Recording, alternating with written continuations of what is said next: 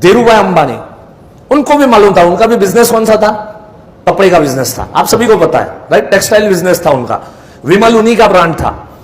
धीरूभाई अंबानी को मालूम था कि अगला जनरेशन में इस लाइन में कपड़े का हर जगह पे मिल होने लग गया, तो कपड़े के बिजनेस में कोई कस रहने वाला नहीं है।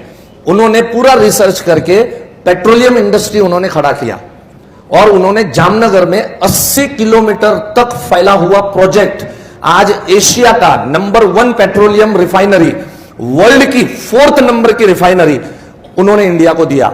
और जान के आप लोगों को हैरानी होगी, आप में से कईयों को नहीं पता होगा, मुझे मालूम है जहां जहां सेमिनार में मैंने बात बताई किसी को पता नहीं होता है, जामनगर की 80 किलोमीटर में फैली हुई उस रिफाइनरी का फाइनेंस किसने किया था?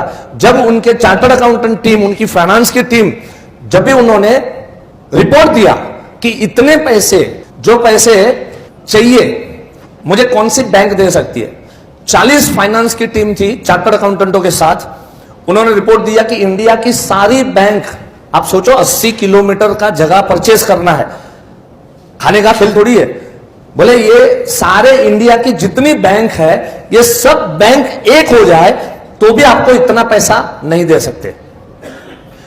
उन्होंने बोला भैया कुछ भी करो लेकिन मुझे रिपोर्ट, सही रिपोर्ट दो, मुझे इतने पैसे चाहिए, ये प्रोजेक्ट मुझे इंडिया में लॉन्च करना है, ये पेट्रोलियम इंडस्ट्री मुझे खड़ी करनी है यहां पर। वो लोग वापिस आए 2-4 महीने के बाद रिपोर्ट लेके, और धीरूभाई अंबानी को उन्होंने बोला एक ऑर्गेनाइजेशन है जो ये काम कर सकती है और वो है वर्ल्ड बैंक फाइनेंस। ये वर्ल्ड बैंक जो है वो आपको फाइनेंस कर सकती है, लेकिन वर्ल्ड बैंक की कंडीशन रहेगी, सबसे पहली कंडीशन उनकी ये रहेगी कि हम पैसे तो दे देंगे आपको, आप बिजनेस भी कर लो, लेकिन ये प्रोजेक्ट आपके कंट्री में नहीं रहेगा, ये प्रोजेक्ट हमारी कंट्री में रहेगा। धीरूभाई को ये मंजूर नहीं था, तो वो चाहते थे कि इंडिया में बड़े हुए, इंडिया से आगे बढ़े, तो चाहते थे कि ये रिफाइनरी भी मेरे को सिर्फ इंडिया में ही बनानी है ताकि रोजी रोटी इंडियन लोगों को मिले। उन्होंने इस प्रोजेक्ट को कैंसिल किया, नहीं वर्ल्ड बैंक से मुझे पैसा नहीं चाहिए, और कुछ ढूंढो। और 2-4 महीने के बाद रिपोर्ट लेके आए, इंडिया में एक ही ऑर्गेनाइजेशन ऐसी है जो इतना पैसा आपको दे सकती है, और वो है life Insurance Corporation of India. और आज 80 किलोमीटर में जो एशिया का नंबर 1 रिफाइनरी जो बनके हुआ है, पिछले 20 साल से कार्यरत है, तो इसका पूरा श्रेय अगर जाता है तो हमारी कंपनी को जाता है, आपको और हमको जाता है, हम सभी को जाता है। एक बार जोरदार तालियां हमारी ऑर्गेनाइजेशन के लिए होना चाहिए।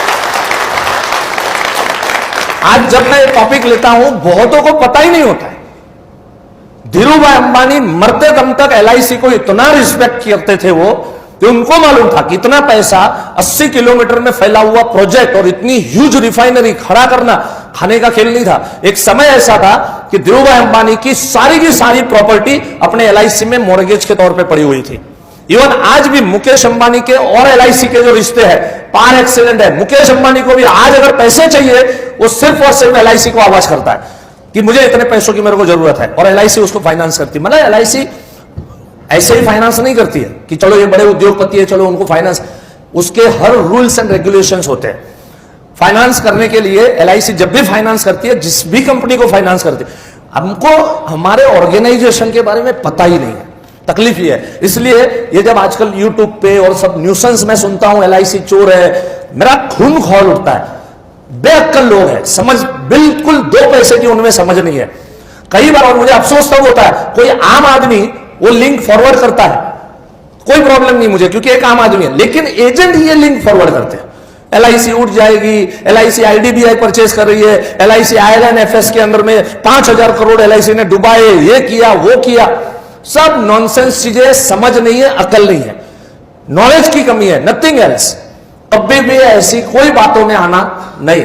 मैं आपको गारंटी देता हूं LIC एक ऐसा हाथी है, एक ऐसा जायंट बन चुका है कि इसको कोई मार नहीं सकता, इतना याद रखना। कोई चाहे तो भी LIC मर नहीं सकती, इतना ह्यूज लेवल के ऊपर में हमारा कामकाज चल रहा है।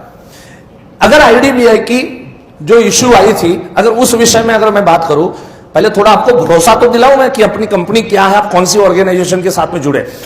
देखो, कोई अगर रिलायंस में काम करता है, आपके इधर इलाके में, आपके मेरठ के अंदर में, आप जिस भी शहर से यहां पर आए हो, बहुत सारे लोग आउट ऑफ टाउन से आए हुए हैं, तो जिस भी शहर से आप बिलोंग करते हो, आपके गांव का छोकरा मुंबई में कहीं कोई अच्छी बड़ी ऑर्गेनाइजेशन में काम कर रहा है, वो आता है, आप उसको पूछते हो बेटा कहां काम कर रहे हो, कैसे फक्र के साथ बोलता है ना, अंकल मैं इंफोसिस में लगा हूं, मैं अंकल मैं विप्रो में लगा हूं, अंकल मैं रिलायंस में लगा हूं, अंकल मैं टाटा ग्रुप ऑफ कंपनी में लगा। ये सब लोग ऐसे फक्र करते कि नहीं करते? हेलो, यस और नो?